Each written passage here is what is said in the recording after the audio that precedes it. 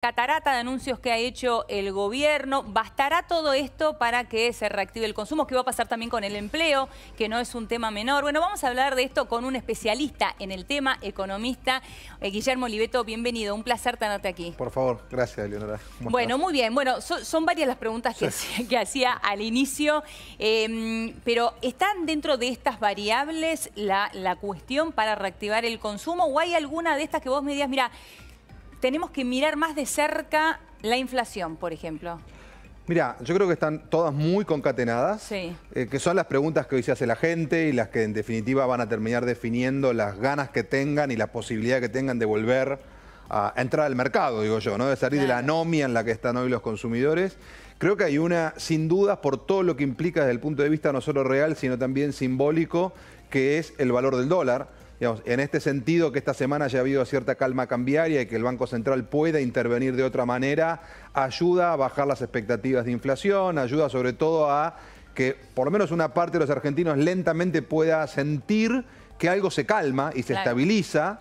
Y en ese sentido yo creo que el consumo hasta hoy tenía dos problemas. Uno, y lo sigue teniendo, ¿no? Que el que no tiene, no tiene, y esto es obvio, pero que el que tiene no tenía ganas. Y eso no es tan obvio. O tenía mucho miedo, o tenía culpa. Entonces, estas son variables que podrían empezar lentamente a destrabarse si se logra algún periodo de estabilidad, que sería el mayor impacto que podría generar la macro sobre la micro, sobre la de la calle, ¿no? Hay algo muy interesante que vos decís siempre que decís, al consumo le faltan tres cosas: dinero, crédito y deseo. Y ahí está esto que decías. Bueno, ¿no? Claro, creo que en ese sentido, de algún modo operaron las variables de lo que trató de hacer las medidas el gobierno, ¿no?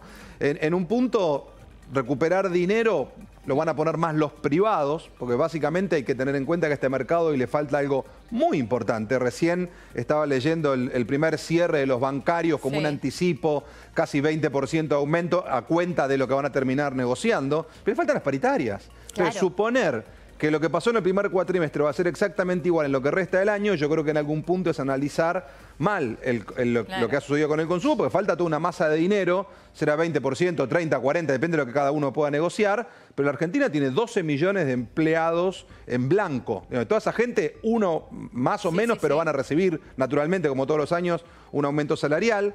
Por otro lado, al consumo también le faltaba crédito. Bueno, no ha habido necesariamente crédito porque la tasa de interés está muy cara, pero sí ha habido para quien puede o se anima a sacar un crédito del ANSES a 60 cuotas como máximo. Bueno, que la verdad que fue un boom. Fue un boom. Pero en las primeras 4 horas habían sido casi 35.000 créditos y más de 700.000 en los primeros 10 días. Todo esto te demuestra que en algún punto la necesidad es mucho más potente que la especulación que alguno pueda tener y que en definitiva la medida trasciende la ideología, porque seguramente no todo el mundo que sacó ese crédito opinará a favor del gobierno, pero no le importa, digamos, lo que le importa es lo necesita.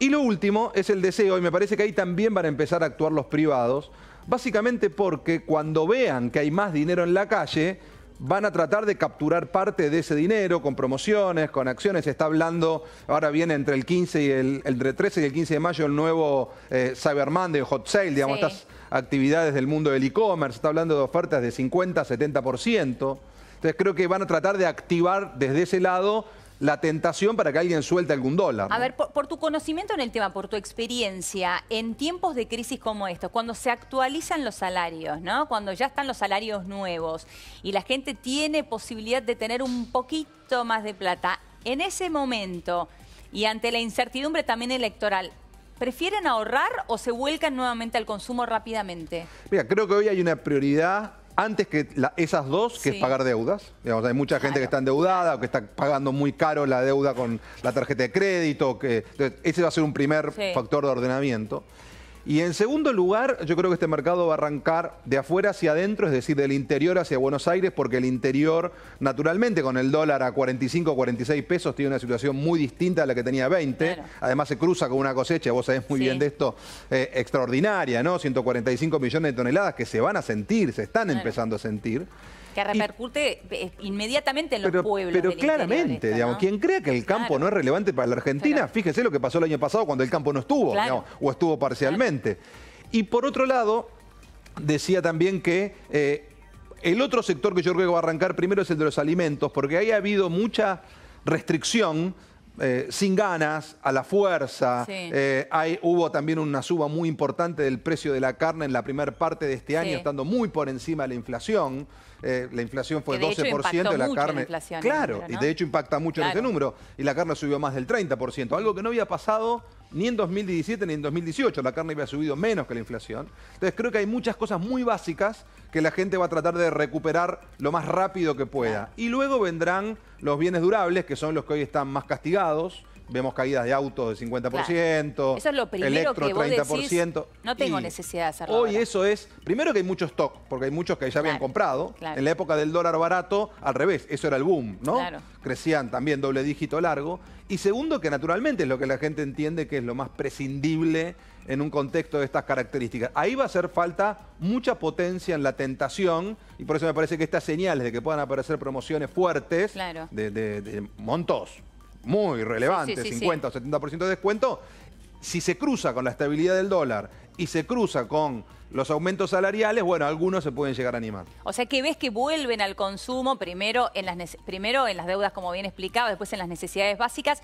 pero no tanto en, bueno, ahorrar por si acaso. Bien, el ahorrar por si acaso va a tener mucho, va a tener mucho que ver también con si hay más inestabilidad o no. Naturalmente es un año electoral, claro, eso. Hay semanas y semanas, creo que ahora esto se juega casi día a día. Esta semana fue mejor, hoy terminaron muy bien los mercados, pero la semana pasada parecía que todo era un desastre, una catástrofe. Entonces, creo que esos cambios de humor se van a también sentir, porque el consumo tiene también una gran parte que es, como vos decías muy bien, expectativa. ¿Qué hago? ¿Gasto o ahorro? Claro, claro. Entonces, en ese sentido, cómo se vayan moviendo algunas variables, y hay una de las que no hablamos que me parece también crítica, lo estaba en tus preguntas, que es el empleo.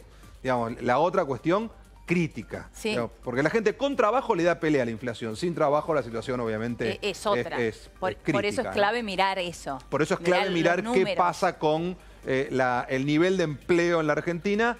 Recordemos que hasta el mes de febrero son más o menos 12.100.000 empleados en blanco, más unos 5 millones de empleo informal, es decir, casi 17 millones de personas en la Argentina tienen trabajo. La tasa de desempleo es alta, 9%. El año pasado se perdieron casi 200.000 puestos de trabajo, que es una media muy importante, pero también en 2017 se habían creado 270.000. Estoy hablando solo de lo formal. Claro. Entonces, realmente crece también mucho el mercado informal. Sí, crece el mercado informal y siempre hay que tener en cuenta que la informalidad ajusta más rápido, para mal y para bien, pero en esta etapa venimos para mal, es decir, el que es informal no tiene tanta capacidad de recuperar un acuerdo salarial. Lo que trata es de mantenerlo, el trabajo que tiene, de mantener el empleo que tiene. Claro.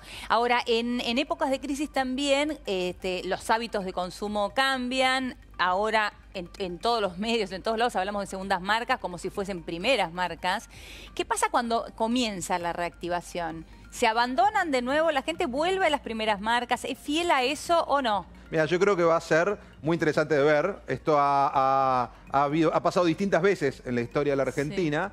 Y lo que hoy estamos escuchando en nuestras investigaciones y demás es que hay mucha gente que dice, bueno, yo esto que probé está bastante bien. Extraño algunas, pero en otras me parece que me voy a quedar con esto y con este dinero pago otra cosa.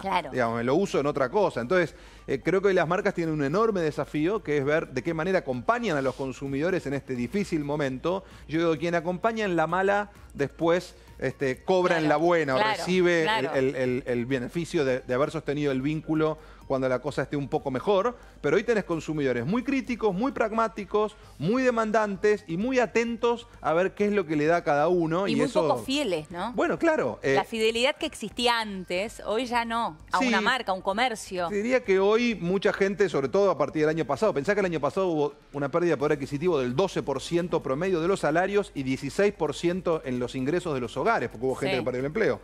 Entonces, ante ese nivel de restricción, mucha gente dijo, bueno, listo, haré lo que tenga que hacer, segundas marcas, terceras marcas, iré a comprar en lugares más lejanos, voy al outlet, tal cual, o hago un rally de compras.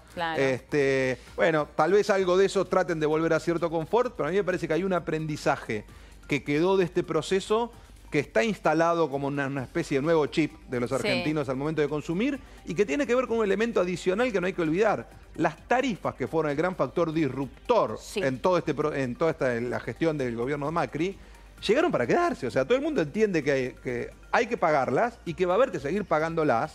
Y hoy eso es por lo menos según lo que mide el ponderador del índice de precios del INDEC, 1 de cada 10 pesos de los que hay en un hogar, con lo cual es mucho dinero. Ese peso de cada 10 que antes iban a otro Antes lado, estaba ahora en el se tienen que consumo y destinar ahora a está en pagar tarifas. servicios. Claro. Con lo cual, suponer que el consumo va a volver, aunque mejore la economía y al mismo lugar que estaba antes, difícil porque está este factor adicional que naturalmente cambió los números, pero a la vez le cambió la cabeza a la gente. Claro, es interesante lo que planteas, porque es cierto que uno puede ver una desaceleración de la inflación, puede ver una recuperación de los sueldos, del empleo, pero las tarifas van a seguir ahí.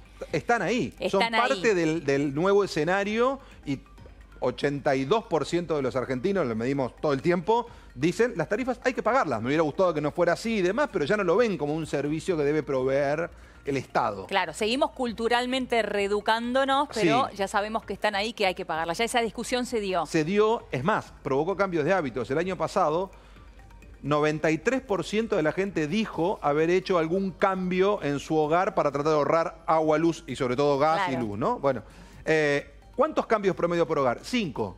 Desde usar el aire en 24 grados, de poner lámparas LED, decirle a los chicos apaguen la luz cuando salen del cuarto, cambiar las estufas, bueno, una serie de cosas, un montón de hábitos. Algunos, los que tienen más dinero, poder comprar electrodomésticos inverter y renovar un poco el parque por electrodomésticos más eficientes. Pero todo esto lo que te marca es que el cambio cultural que implica haber pasado a pagar algo que durante una generación prácticamente no se pagó, eso está hecho. Digamos, habrá que ver después cómo evoluciona, pero hay un impacto de tener cierto nivel de sensatez en el consumo y ya eliminar el derroche.